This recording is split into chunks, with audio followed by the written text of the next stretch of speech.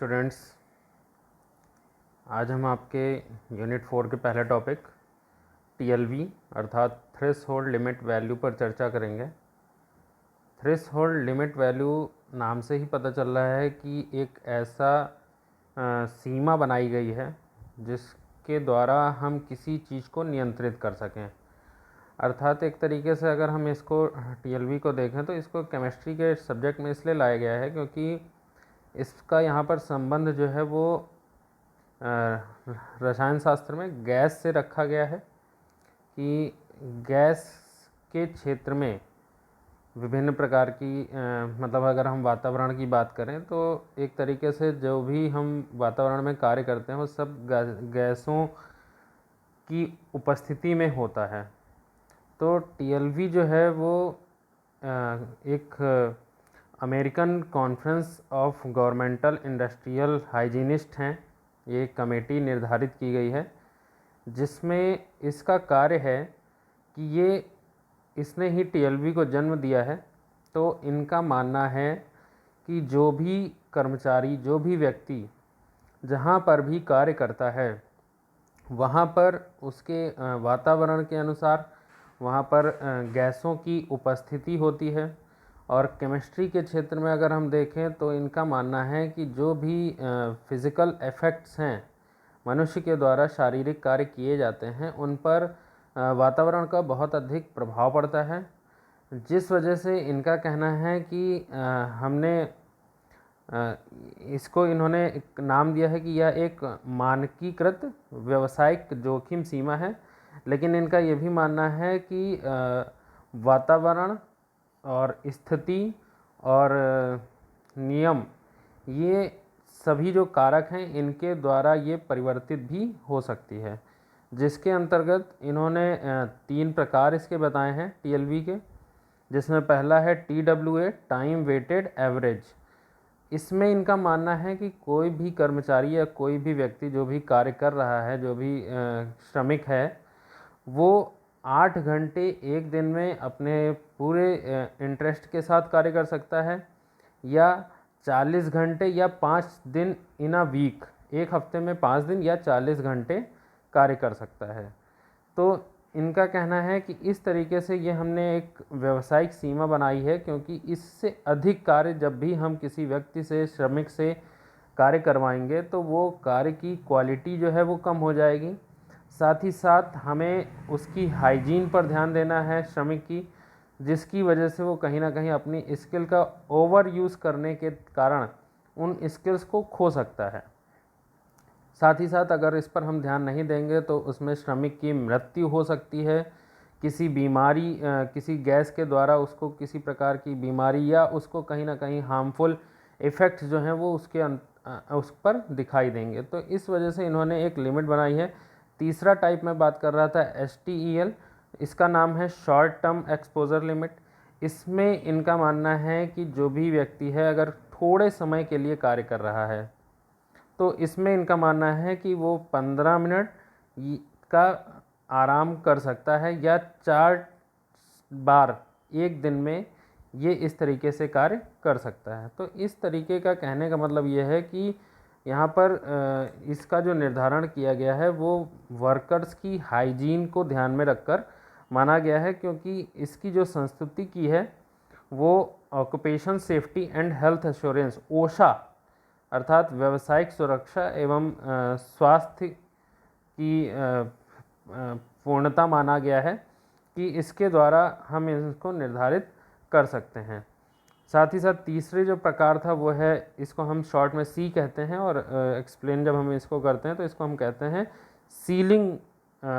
TLV, मतलब ceiling threshold limit value. इसमें इनका कहना है कि सीलिंग जो है इसमें आप किसी भी प्रकार का कोई भी फ्रीडम, मतलब कहने का ये है कि फ्रीडम से तात्पर्य यह है कि किसी भी प्रकार की ऐसी कोई भी हार्मफुल इफ़ेक्ट्स लेबर पर ना पड़े जिसकी वजह से उसको कोई समस्या हो या कोई स्किल उसकी खो जाए या उस पर कोई हार्मफुल इफ़ेक्ट्स हो जिसके कारण उसकी मृत्यु या उसको दुर्घटना से सामना करना पड़े। तो इस तरीके से इनका कहना है कि इसका निर्धारण अगर हम कर लेते हैं तो जाहिर सी बात है कि हम जो मनुष्य है, जो लेबर है, जो श्रमिक है, उसकी हम कार्य करने की क्षमता को निश्चित कर सकते हैं। इसको नापने के लिए ये पार्ट्स पर मिलियन अर्थात पीपीएम में मापी जाती है, और एक पीपीएम जो है हमारा वो 0.0001% है। और अगर हम 1% की बात करें तो 1% में 10,000 पीपीएम पार्ट्स पर मिलियन आते हैं। इसी के साथ जुड़ा हुआ आपका दूसरा टॉपिक जो है वो है यूनिट पीपीएम। पीपीएम की अगर हम बात करें तो ये इसके नाम से ही फिक्स है। वैसे तो इसको पार्ट्स पर नोटेशन कहते हैं, और जैसे जैसे हमारी पार्ट्स पर बढ़ते जाते हैं जिसको हम कंसीडर कर रहे हैं, तो उस हिसाब से चेंज हो सकते हैं। जैसे parts per billion PPB, parts per trillion PPT, parts per hour, इस तरीके से पीपीएच हो सकता है, तो चेंजेस हो सकते हैं। तो हम यहाँ पर पार्ट्स पर मिलियन की बात कर रहे हैं, तो मिलियन का मतलब है कि 1 मिलियन में जो भी कंपनी के द्वारा कोई माल का उत्पादन किया जा रहा है, तो पार्ट्स पर मिलियन एक यूनिट ऐसी मानी गई है जिसके द्वारा ये अपनी कमियों को माप सकते हैं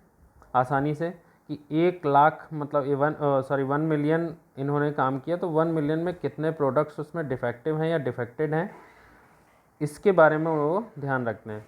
जिसमें हम बात करें तो डिफेक्ट्स और डिफेक्टिव दो चीज़ें हैं। डिफेक्ट्स जो हैं वो एक ही पार्ट में या एक ही सब्सटेंस में कई सारे हो सकते हैं, कभी लंबाई में छोटा बड़ा हो जाना, कभी कलर में परिवर्तन हो जाना, कभी शेप में चेंजेस हो जाना। तो डिफेक्ट्स जो हैं वो एक ही में कई होते हैं। और जब डिफेक्टिव की हम बात करते हैं तो पूरे उस मैटर को ही हम कह देते हैं कि ये पार्ट जो है वो डिफेक्टिव है। तो इस तरीके से डिफेक्ट्स जो हैं वो कई सारी कमियां हैं जो पदार्थ में है, और डिफेक्टिव जो है तो वो पूरा का पूरा पदार्थ डिफेक्टिव माना जाता है। तो इसलिए पार्ट्स पर बिलियन में यूज़ जो है वो ज़्यादातर कंपनियों में अपने माल के उत्पादन को लेकर किया जाता है, या इनका हम यूज़ और भी सारी अपने जो भी रासायनिक उत्पादन करते हैं उनमें हम प्रैक्टिकल एक्सपेरिमेंट करते हैं। एक्सपेरिमेंट के तहत हम अपनी चीज़ों को जान सकते हैं कौन सी, फॉर एग्ज़ाम्पल जैसे हम दवाइयाँ बनाते हैं तो कितनी हमारी उसके इफ़ेक्ट्स जो हैं वो पॉजिटिव आ रहे हैं और कितने उसके इफ़ेक्ट्स नेगेटिव आ रहे हैं, इस पर हम बात कर सकते हैं।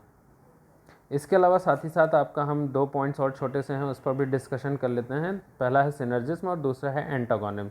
सिनर्जिज्म और एंटागोनिज्म, तो सिनर्जिज्म पर अगर हम बात करें तो सिनर्जिज्म और एंटागोनिज्म जो हैं वो एक तरीके से एक टेक्निक्स हैं। सिनर्जिज्म जो है वो एक टेक्निक इस तरीके की है, इस पर हम उसके मेन पार्ट के पॉजिटिव इफ़ेक्ट की बात करते हैं। मतलब कहने का ये है कि एक ऐसी विश्लेषण रणनीति है जिसके द्वारा हम उसकी प्रोग्रेस पर चर्चा करते हैं कि प्रोग्रेस का डेवलपमेंट कितना अधिक है। मतलब हम किसी भी कार्य के लिए पॉजिटिव वे चेक कर रहे हैं कि वो किस तरीके से अपनी प्रतिक्रिया का विकास कर रहा है, कि किसी प्रोडक्ट को हमने लॉन्च किया या कुछ भी हमने कोई एक्सपेरिमेंट अगर हम कर रहे हैं तो वो किस कार्य में ज़्यादा प्रभावी है, ज़्यादा इफ़ेक्टिव है, इस पर हम चर्चा करते हैं। और जस्ट जो एंटागोनिज्म है वो इसी के जस्ट अपोजिट है, कि एंटागोनिज्म में हम ये देखते हैं कि वो एक इस प्रकार की है जिसको हम जिसके अंतर्गत हम उस प्रक्रिया के ही नकारात्मक प्रभाव पर ध्यान देते हैं कि कौन सी चीज़ ऐसी है जिसमें यह विपरीत प्रभाव देखने को मिल रहे हैं। तो मतलब कहने का ये है कि हम साधारण शब्दों में अगर हम कहें तो सिनर्जिज्म जो है वो हम अपनी प्रोग्रेस से रिलेटेड बात करते हैं कि हमने कितनी प्रोग्रेस की, कितना हमने डेवलपमेंट किया कंपनी का, कितना ज़्यादा चीज़ें अच्छी आई, उस पर हम बात करते हैं। और एंटागोनिज्म जो है जस्ट अपोजिट है, कि हमने कितनी अपनी कमियां पाई या कितनी हमें नुकसान हुआ, इस पर जब हम बात करते हैं तो वो हमारा एंटागोनिज्म कहलाता है।